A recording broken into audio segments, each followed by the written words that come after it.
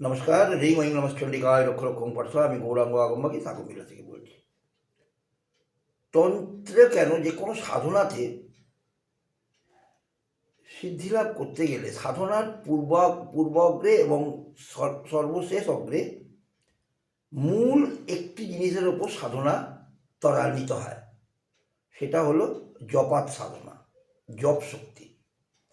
আপনার কাছে যত জপ শক্তি থাকবে তত আপনার সাধন মার্গের পথ আরও উচ্চ থেকে উচ্চতর হবে। গুরু দীক্ষা জপ, এই ধরুন মনে করুন আপনি যে বিভিন্ন রকম মন্ত্র প্রয়োগের বিভিন্ন রকম দেবদেবীর কাজ হয়, আপনি আপনার ইচ্ছা মতন কাজ পেয়ে গেলে নিয়ে নিলেন, কাজ হয়ে গেল, সেটাতে কাজ পাওয়া যাবে না। আপনি প্রচুর মন্ত্র বাজারে পড়ে আছে, নিলেন, কাজে বসে গেলেন, কাজ পেয়ে গেলেন না, এতে আপনি কিন্তু কাজ পাবেন না। সর্বপ্রথম আপনাকে করতে হবে গুরু প্রদত্ত যে বীজ আছে সেই বীজকে আপনাকে জপাত সিদ্ধিতে তাকে উন্নত করতে হবে। জপ শক্তি যত দীর্ঘ প্রসারিত জপ শক্তিকে ত্বরান্বিত করে এগিয়ে যেতে পারবেন, আপনার ভাণ্ডারে যত কোটি জপ জমা পড়বে তত আপনার সাধন মার্গের পথ আরও সুদৃঢ় হবে। জপ শক্তি বিহিত আপনার সাধন মার্গ কোনোদিন সুস্পষ্ট হতে পারে না। অর্থাৎ জপাত শক্তির উপর আপনাকে চিরনির্ভরশীল হয়ে থাকতে হবে। 1 নম্বর বীজ। 2 নম্বর, নানান রকম বীজ আছে আমাদের শরীরে। আমি এর আগেও অনেকগুলো বিষয়ে আলোচনা করেছি। আমাদের শরীরে যে চক্র আছে সেই চক্রের ষড়চক্রে 6টা বীজ আছে, এবং সেই 6টা বীজ হচ্ছে অত্যন্ত ভয়ঙ্কর ভয়ঙ্কর বীজ, এবং এক একটি বীজ এক একটি মানে অত্যন্ত শক্তিশালী। যে বীজগুলো তন্ত্রের মধ্যে একটা বিশাল আকার ধারণ করে আছে, সেই বীজগুলোকে যদি আপনি কন্টিনিউ জপাত শক্তিতে তাকে জপ করে তার ইনক্রিজ করতে পারেন, এবং সেই প্রত্যেকটা বীজকে কন্টিনিউ যদি আপনি পুনশ্চরণ করে যান, এক একটা বীজকে যদি 15 থেকে 20 বার পুনশ্চরণ করে দেন, তাহলে সেই বীজ অত্যন্ত জাগ্রত হয়ে যায়, এবং সেই বীজের উপর বেশ করে আপনি যে কোনো শক্তিতে কাজ করে যেতে পারবেন।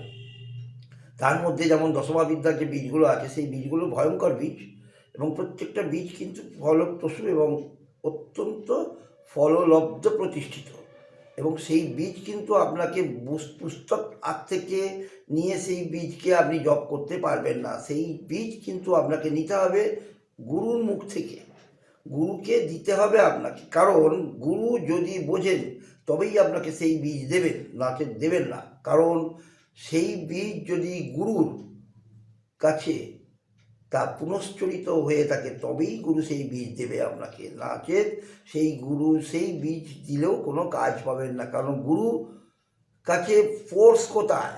গুরু যদি সেই বীজটার উপর ফোর্স, নিজের উইল ফোর্স তৈরি করে রাখতে পারেন, মনে করুন একটা বীজ, সেই বীজটাকে আপনাকে যখন প্রদান করবেন তখন সেই বীজটার উপর গুরুর ফোর্স থাকতে হবে, মানে গুরুর শক্তি, সেই শক্তি ওই বীজের উপর গুরুকে রাখতে হবে, তবেই সেই বীজ আপনাকে দিতে পারবে। এবং সেই বীজ যখন আপনি তাকে আবার নিয়ে জপাত সিদ্ধিতে আপনি তাকে বলবান করবেন, এবং সেই জপাত শক্তির পরে যখন পুনশ্চরিত করবেন একাধিকবার, তখন গুরুর কাছ থেকে সেই বীজ আপনার কাছে চলে এলো, এবং সেই বীজ যখন আপনি কন্টিনিউ জপাত সিদ্ধিতে তাকে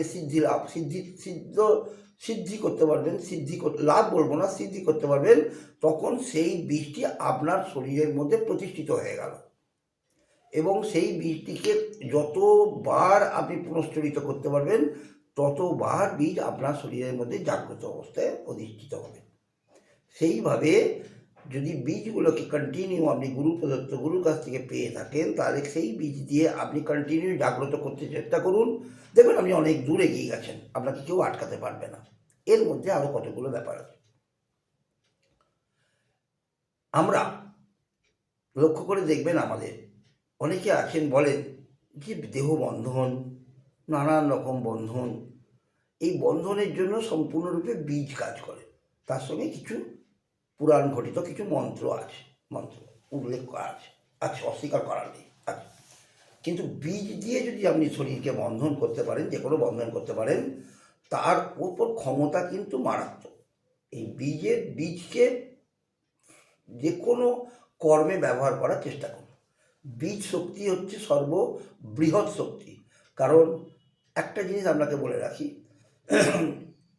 ছোট বলে তাকে কিন্তু উপেক্ষা করা আমাদের চলবে না। আপনি কোনো গাছকে মনে করুন, কোনো গাছ ছোট গাছ হয়েছে, আপনি তাকে উপেক্ষা করছেন, আপনি কি জানেন সেই গাছটার শক্তি কতটা?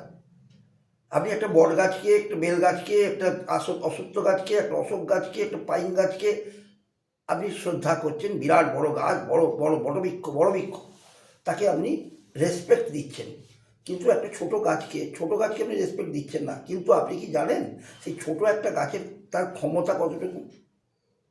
একটা বড় গাছ আপনাকে ছায়া দেবে, আশ্রয় দেবে, আর একটা ছোট গাছ সে আপনার জীবনটা বাঁচাবে। তার ভেতরে এমন ক্ষমতা আছে, সে আপনার জীবনটাকে বাঁচিয়ে দেবে।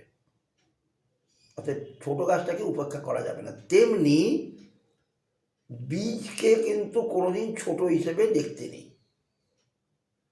এবং আগে পিছু বলে কোনো বস্তু নেই। যে বীজ প্রতিষ্ঠিত হবে সেই বীজ কিন্তু আপনার কাছে একটি মহিরুহে পরিণত হবে। এই মহিরুহে পরিণত করতে গেলে সেই বীজকে আপনাকে বারংবার পুনঃপ্রতিষ্ঠিত করতে হবে। এই হলো ব্যাপার। আর 2 নম্বর হচ্ছে কি, দেহবর্ণ। এইগুলো দেখুন, এগুলো জেনারেলি আমি শেখাতে চাই না মানে অনলাইনে, কারণ এগুলো সম্পূর্ণ গুরুমুখী বিদ্যা। এইগুলো অনলাইনে দেওয়াটা ঠিক হবে না, এবং বিভিন্ন রকম মানে বন্ধন আছে। আপনারা যদি দীক্ষিত হয়ে থাকেন অবশ্যই আপনারা আমার কাছে আসবেন, আমি নিশ্চয়ই আপনাদেরকে দেখিয়ে দেবো, শিখিয়ে দেবো, কিন্তু ওভার ফোনে আমি এগুলো বলবো না, এগুলো বলা উচিত নয়, বলবো না। তো বাকিটা মোটামুটি সবই সাপেক্ষের ব্যাপার। যদি কিছু বুঝতে অসুবিধা হয় কোনো রকমভাবে, আমার ফোন নাম্বার থাকবে, অবশ্যই আপনি আমাকে ফোন করবেন। বাকিটা মা আনন্দময়ীর কাছে। মা আনন্দময়ীকে স্মরণ করুন, দেবী দক্ষিণাকালীকে স্মরণ করুন, তার বীজ অহোরাত্রি তাকে পাঠ করুন। দক্ষিণাকালীর বীজ হলো পরম ব্রহ্ম বীজ, এক ব্রহ্ম বীজ, এক ব্রহ্ম বীজ। সেই বীজ গুরুর কাছ থেকে চেয়ে নিন, কেন কলিযুগে 2টি নাম, কালী নাম আর মহানাম, হরে কৃষ্ণ মহানাম। এই 2টো নাম ছাড়া আর কোনো নাম নেই। অর্থাৎ কলিযুগে কালী বীজ করার চেষ্টা করুন, কালী বীজ প্রতিষ্ঠা করার চেষ্টা করুন। অন্তরে বুকে কালী বীজ রাখুন, কারণ বুকে কালী বীজ নিয়ে প্রভু জগন্নাথ বসে আছেন। আপনি যদি আপনার বুকের মধ্যে কালী বীজ প্রতিষ্ঠা করতে পারেন, তাহলে স্বয়ং প্রভু জগন্নাথ আপনার শরীরে অধিষ্ঠান করবেন। এটাও আশা করি। প্রভু জগন্নাথের ওপর ভরসা বিশ্বাস রাখবেন, আর মা আনন্দময়ীর ওপর ভরসা বিশ্বাস রাখবেন। দেবী চণ্ডিকা, শ্রী শ্রী চণ্ডিকা সবাই মঙ্গল করুন, ভালো করুন। মা আনন্দময়ীর কাছে এই প্রার্থনা করি, সবাই ভালো থাকবেন। রিং ওই নমঃ চণ্ডিকা, ওই রক্ষ রক্ষম।